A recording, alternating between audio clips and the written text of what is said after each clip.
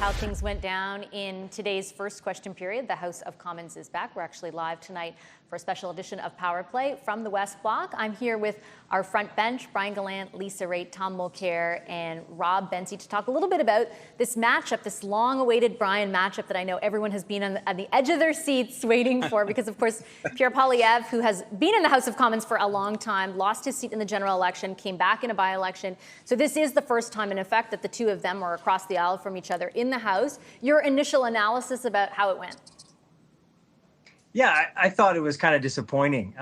I was hoping on either side that maybe somebody would just do something a little different. I found Poilievre to be exactly like himself in the sense he seemed like he had lots of confidence. He never lacked that. And you think to yourself, maybe the fact that he's just coming back to the parliament and hadn't won his seat and sort of had to go through that by-election, maybe that would have kind of humbled him a bit. Maybe the circumstances of what's going on in the country and the challenges that are being faced would have had him be a little less partisan. And then on the prime minister's side, I found that kind of like you'd expect. I mean, he was okay, but he's not really used to question period.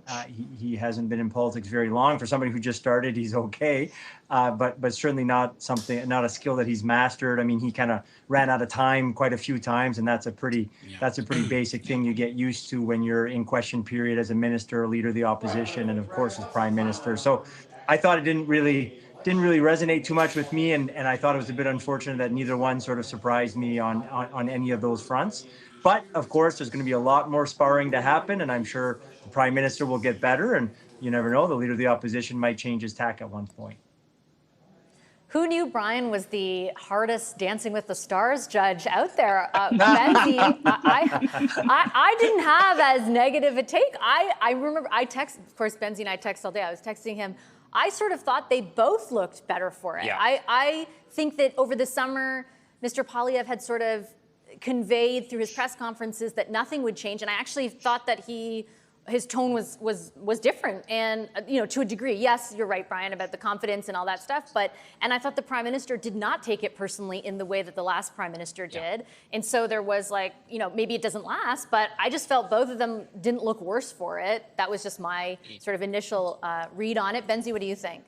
Yeah, I agree with you, Vashi. I mean, Brian's not wrong in the sense that the prime minister still struggles getting in his answers in 30 seconds or 35 seconds or whatever he has to. He struggles with that, and we see that at press conferences. You and I talk about that a lot.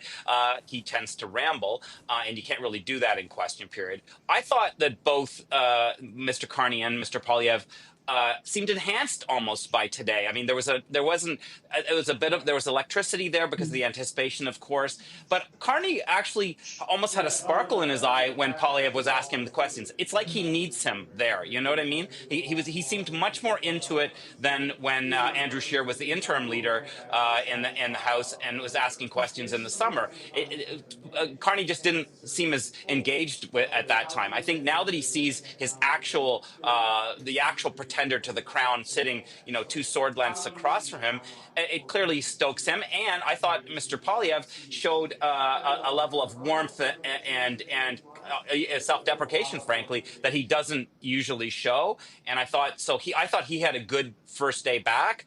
In a weird way, it's probably good for both of them that this went down the way that it went down. So we have two experienced parliamentarians who have done this many times here. Tom, what was your read on the matchup? I found Poilievre really good. I found that he had managed to shave down some of the rougher edges. He had some sandpaper out to take care of some of the things that really can be quite annoying in his delivery. It's always snarky. There's always a little needling for the other person. He was more respectful, and he brought more respect to himself, I think, as a result of that. Yeah. I agree with my colleagues. Mr. Carney's going to have to learn how to manage the clock. And if I might, I'd like to add one thing that nobody's mentioned, which is Mark Carney's French.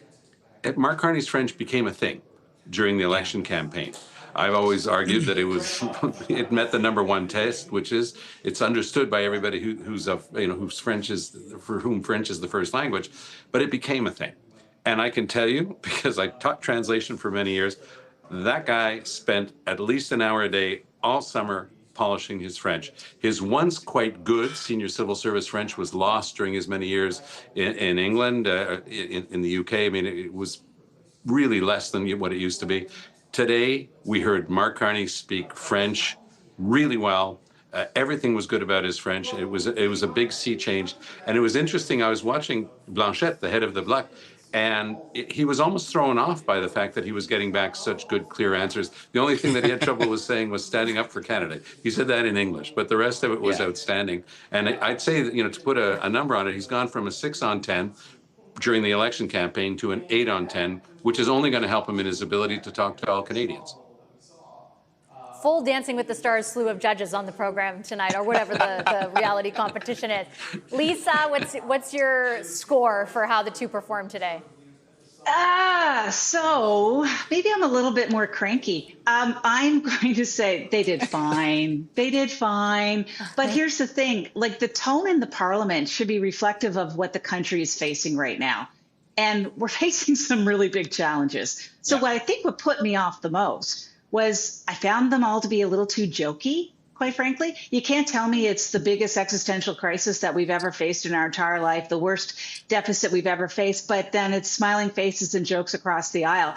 Stand up straight, stiffen your spine, look in the camera, tell Canadians the truth about what's going on and that you're going to manage it from both sides of the aisle. We are in a pickle. This is a really difficult time right now. I'm glad that they got the jitters out of the way, but don't coast on that. Like, let's go back to being a lot more, I would say, professional in the way in which you're approaching it. And I know I'm the biggest jokester there is, but I am, I want to see more. Yeah, if we're in a crisis, it should feel like one, I guess. That makes sense.